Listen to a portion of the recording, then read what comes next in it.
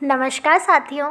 अभी के इस वीडियो में हम क्लास 6 का लेसन 4 माय चाइल्डहुड जो कि 8th ग्रेड अभ्यास पुस्तिका में दिया हुआ है उसे करने वाले हैं। तो चलिए बिना किसी देरी के आइए शुरू करते हैं।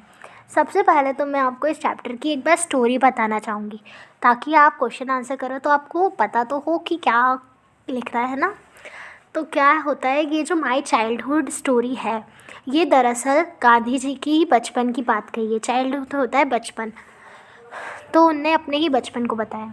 बचपन में उन्हें उनके पिताजी ने एक किताब दी थी, श्रवणा पितृभक्ति नाटक की, जिसमें आपने श्रवण कुमार तो सुना ही होगा, जो कावड़ पे अपने माँ बाप को उठा के ले जाता है ना। याद है वो स्टोरी, आपने ऐसे सुनी होगी, ऐसे तराजू जैसा रहता है वो।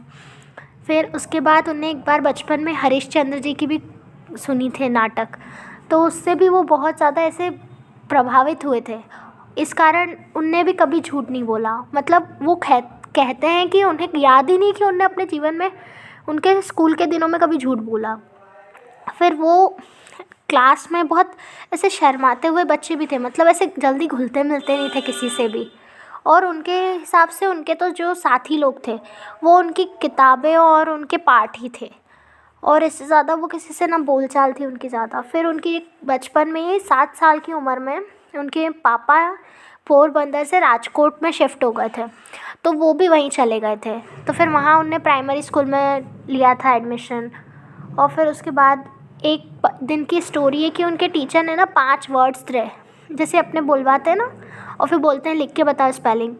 तो उसमें एक वर्ड था कैटल, और उसकी स्पेलिंग उन्होंने गलत लिख दी थी। और पूरी क्लास में सब बच्चों ने सही स्पेलिंग लिखी थी, एक दूसरे की देख के करके जो भी, बस एक वही मूर्ख थे जिनकी स्पेलिंग गलत थी, ऐसा उन्हें लगता है।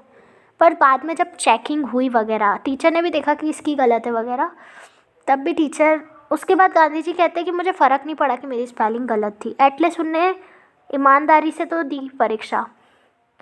बस ऐसे करके ये पार्ट ख़त्म हो जाता है। अब आइए इसके क्वेश्चन आंसर करते हैं।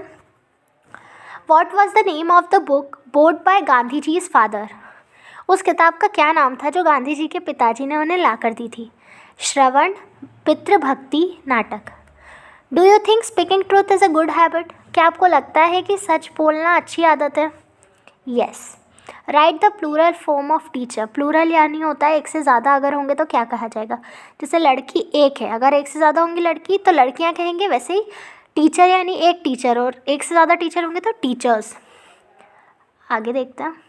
शॉर्ट आंसर देना है जिसमें हमें 4 से 6 जो क्वेश्चन है उसमें एक सेंटेंस में आंसर देना है।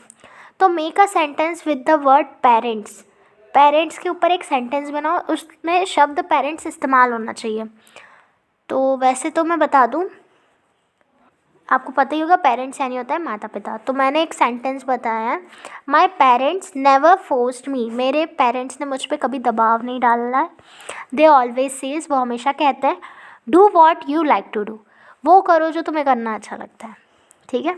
अब री right the sentence using the correct word from the bracket.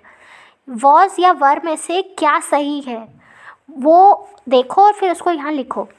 तो मैं आपको बता भी देती हूँ कि वॉज और वर में अंतर क्या है। ये दोनों ही भूतकाल के लिए इस्तेमाल होते हैं शब्द। अगर किसी एक इंसान को बता रहे हैं, जैसे सीता गीता या फिर इट वॉज है ना, तो वॉज। अगर बच्चे हैं तो वर लग जाएगा, बच्चा है तो वॉज लगेगा। ठीक है। तो my books and my lessons, मेरी किताबें और मेरे पाठ मेरे दोस्त थे। ठीक है, थे लग गया इसमें, था तो नहीं लगाना। थे अपन उसी में बोलते हैं ना जब एक से ज़्यादा चीज़ें होती हैं। तो हिंदी से भी आप करोगे तो आपको समझ आ जाएगा कि वर लगेगा या वॉज। खैर वर लगेगा यहाँ पे, आपको ये चीज़ समझ आ गई क्योंकि एक से ज़्यादा चीज़ों की बात हुई है, किताबें पाठ, है ना। और हिंदी में तो वैसे अपन सम्मान के रूप में भी थे का इस्तेमाल करते हैं, है ना। पिताजी गए ए करते हैं ना, लेकिन फिर भी इंग्लिश में आपको समझ आ गया कि जब प्लूरल होता है तभी अपन वर का इस्तेमाल करते हैं। ठीक है, आगे देखते हैं। Right 3 forms of the word given below. आपने सेंटेंस बनाए हैं तो आपको पता होगा कि इनका इस्तेमाल कहाँ होता है। तो रिमेंबर यानी याद होता है, रिमेंबर्ड यानी याद था ऐसा, और हुआ ये रिमेंबर्ड हो गया। तो ये वर्ब फॉर्म हो जाएंगे। परचेस यानी खरीदा। अब अगला क्वेश्चन बोला है कि answer the following question in 5 से 6 sentence. appear the following arrange the following sentence in the sequence in which they appear in the story में जिस तरीके से आए हैं उन्हें अरेंज करना है ये सारे वाक्यों को। तो इसके लिए तो आपको पाठ पूरा पता होना चाहिए। पहली बात तो अगर पाठ पता है तो आप बना ही लोगे। पहली लाइन है कि आई वॉज शाई एंड अवॉइडेड ऑल कंपनी। मैं बहुत ऐसा शर्मीला था और लोगों के साथ ज़्यादा घुलता नहीं था। There I was put in primary school. वहाँ मुझे प्राइमरी स्कूल में डाल दिया गया। I was about 7 when my father left Porbandar. मैं 7 साल का था जब मेरे पिताजी ने पोरबंदर छोड़ दिया था। I do not remember having ever told a lie during my school days. मुझे याद ही नहीं है कि मैंने अपने स्कूल के दिनों में कभी कोई झूठ भी बोला था। My books and my lessons were my only companions. Companion होता है यानी साथी। मेरी किताबें और मेरे पाठ ही मेरे साथी थे। तो मैंने इनको कर दिया है कि देखो, सबसे पहले तो बात हुई थी कि वो 7 साल के थे तो उनके पापा ने पोरबंदर छोड़ दिया था। फिर वो वहाँ के राजकोट के एक स्कूल में, प्राइमरी स्कूल में पढ़ाई की थी उनने, वहाँ उनको डाल दिया था। फिर उनने कभी झूठ नहीं बोला, ऐसा उन्हें याद है कि उनने कभी झूठ ही नहीं बोला है। फिर वो वहाँ पे बहुत ही शर्मीले और लोगों के साथ ज़्यादा घुलते मिलते नहीं थे। फिर 5वां था कि मेरी किताबें और मेरे पाठ ही मेरे साथी थे। तो ये अपन ने बना दिया लेटर, पूरा पैराग्राफ सही से। असेसमेंट करते हैं हम अपन 4th। How old was Gandhi ji when his father left for Rajkot.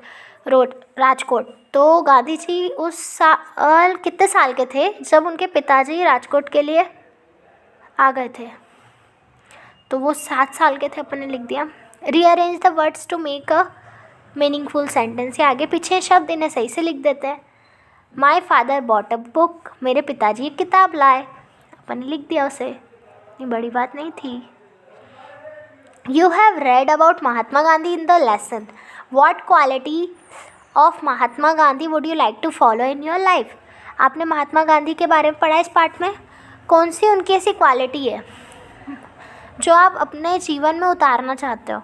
तो पहला तो है, मतलब आपको पसंद आई ऐसा, तो स्पीक ट्रूथ। पहला तो सच कहो एंड नॉट कॉपी अदर्स। और दूसरों की नकल मत करो, या भेड़ चाल जिसे कहते हैं। क्योंकि देखो, सारी क्लास के बच्चों ने नकल करी थी। एक गांधी जी थे जिनने उस केटल की स्पेलिंग देख के नहीं लिखी थी, उन्हें भले गलत लिख दी, उन्हें जो समझ आया लिखा। तो ये और भी अगर आपको कोई चीज़, बातें हैं गांधी जी की जो आप चाहते हो लिखना, तो वो सब भी लिख सकते हो। तो इसी के साथ वीडियो एंड करते हैं। मुझे उम्मीद है कि आपको मेरा पढ़ाया हुआ समझ आया होगा, पसंद आया होगा।